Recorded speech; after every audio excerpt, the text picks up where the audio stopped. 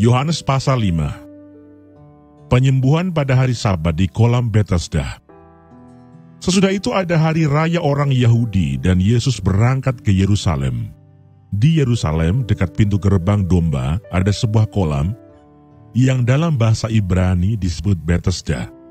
Ada 5 serambinya dan di serambi-serambi itu berbaring sejumlah besar orang sakit, orang-orang buta, orang-orang timpang, dan orang-orang lumpuh yang menantikan goncangan air kolam itu. Sebab sewaktu-waktu turun malaikat Tuhan ke kolam itu dan menggoncangkan air itu, barang siapa yang terdahulu masuk ke dalamnya, sesudah goncangan air itu, menjadi sembuh, apapun juga penyakitnya. Di situ ada seorang yang sudah 38 tahun lamanya sakit. Ketika Yesus melihat orang itu berbaring di situ, dan karena ia tahu bahwa ia telah lama dalam keadaan itu, berkatalah ia kepadanya, "Maukah engkau sembuh?" Jawab orang sakit itu kepadanya, "Tuhan, tidak ada orang yang menurunkan aku ke dalam kolam itu apabila airnya mulai goncang. Dan sementara aku menuju ke kolam itu, orang lain sudah turun mendahului aku." Kata Yesus kepadanya, "Bangunlah, angkatlah tilammu dan berjalanlah." Dan pada saat itu juga sembuhlah orang itu. Lalu ia mengangkat tilamnya dan berjalan. Tetapi hari itu hari Sabat. Karena itu orang-orang Yahudi berkata kepada orang yang baru sembuh itu, "Hari ini hari Sabat dan tidak boleh engkau memikul tilammu." Akan tetapi ia menjawab mereka, "Orang yang telah menyembuhkan aku, dia yang mengatakan kepadaku, 'Angkatlah tilammu dan berjalanlah.'" Mereka bertanya kepadanya, "Siapakah orang itu yang berkata kepadamu, 'Angkatlah tilammu dan berjalanlah'?" Tetapi orang yang baru sembuh itu tidak tahu siapa orang itu, sebab Yesus telah menghilang ke tengah-tengah orang banyak di tempat itu. Kemudian Yesus bertemu dengan dia dalam bait Allah, lalu berkata kepadanya, "Engkau telah sembuh, jangan berbuat dosa lagi, supaya padamu jangan terjadi yang lebih buruk." Orang itu keluar lalu menceritakan kepada orang-orang Yahudi bahwa Yesuslah yang telah menyembuhkan dia. Dan karena itu orang-orang Yahudi berusaha menganiaya Yesus karena ia melakukan hal-hal itu pada hari Sabat. Tetapi ia berkata kepada mereka, "Bapakku bekerja sampai sekarang, maka aku pun bekerja juga." Sebab itu orang-orang Yahudi lebih berusaha lagi untuk membunuhnya. Bukan saja karena ia meniadakan hari Sabat, tetapi juga karena ia mengatakan bahwa Allah adalah Bapanya sendiri dan dengan demikian menyamakan dirinya dengan Allah. Kesaksian Yesus tentang dirinya.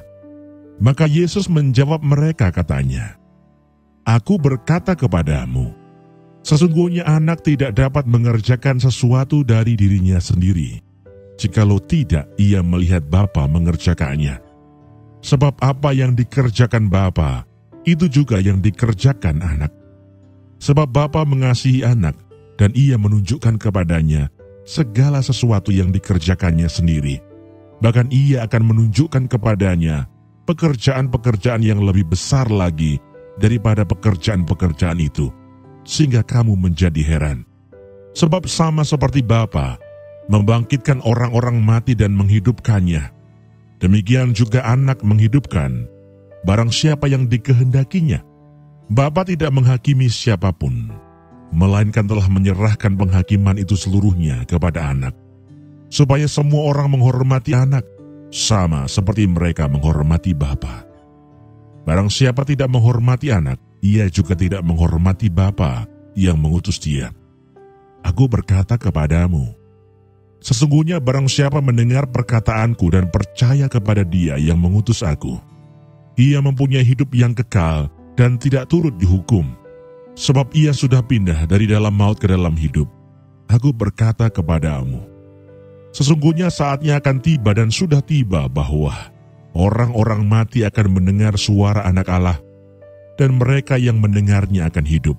Sebab sama seperti Bapa mempunyai hidup dalam dirinya sendiri, demikian juga diberikannya anak mempunyai hidup dalam dirinya sendiri. Dan ia telah memberikan kuasa kepadanya untuk menghakimi, karena ia adalah anak manusia. Janganlah kamu heran akan hal itu, Sebab saatnya akan tiba bahwa semua orang yang di dalam kuburan akan mendengar suaranya, dan mereka yang telah berbuat baik akan keluar dan bangkit untuk hidup yang kekal. Tetapi mereka yang telah berbuat jahat akan bangkit untuk dihukum. Aku tidak dapat berbuat apa-apa dari diriku sendiri. Aku menghakimi sesuai dengan apa yang aku dengar, dan penghakimanku adil. Sebab aku tidak menuruti kehendakku sendiri, melainkan kehendak Dia yang mengutus aku. Kalau aku bersaksi tentang diriku sendiri, maka kesaksianku itu tidak benar. Ada yang lain yang bersaksi tentang aku, dan aku tahu bahwa kesaksian yang diberikannya tentang aku adalah benar. Kamu telah mengirim utusan kepada Yohanes, dan ia telah bersaksi tentang kebenaran. Tetapi aku tidak memerlukan kesaksian dari manusia. Namun aku mengatakan hal ini supaya kamu diselamatkan. Ia adalah pelita yang menyala dan yang bercahaya, dan kamu hanya mau menikmati seketika saja cahayanya itu. Tetapi aku mempunyai suatu kesaksian yang lebih penting daripada kesaksian Yohanes, yaitu segala pekerjaan yang diserahkan Bapa kepadaku, supaya aku melaksanakannya. Pekerjaan itu juga yang kukerjakan sekarang, dan itulah yang memberi kesaksian tentang aku, bahwa Bapa yang mengutus aku, Dialah yang bersaksi tentang aku. Kamu tidak pernah mendengar suaranya, rupanya pun tidak pernah kamu lihat, dan firman-Nya tidak menetap di dalam dirimu, sebab kamu tidak percaya kepada Dia yang diutusnya. Kamu menyelidiki kitab-kitab suci, sebab kamu menyangka bahwa olehnya kamu mempunyai hidup yang kekal. Tetapi walaupun kitab-kitab suci itu memberi kesaksian tentang aku, namun kamu tidak mau datang kepadaku untuk memperoleh hidup itu. Aku tidak memerlukan hormat dari manusia. Tetapi tentang kamu memang aku tahu bahwa di dalam hatimu kamu tidak mempunyai kasih akan Allah. Aku datang dalam nama Bapa-Ku dan kamu tidak menerima aku. Jikalau orang lain datang atas namanya sendiri, kamu akan menerima dia. Bagaimanakah kamu dapat percaya, kamu yang menerima hormat seorang dari yang lain dan yang tidak mencari hormat yang datang dari Allah yang Esa? Jangan kamu menyangka bahwa aku akan mendakwa kamu di hadapan Bapa. Yang mendakwa kamu adalah Musa, yaitu Musa yang kepadanya kamu menaruh pengharapanmu.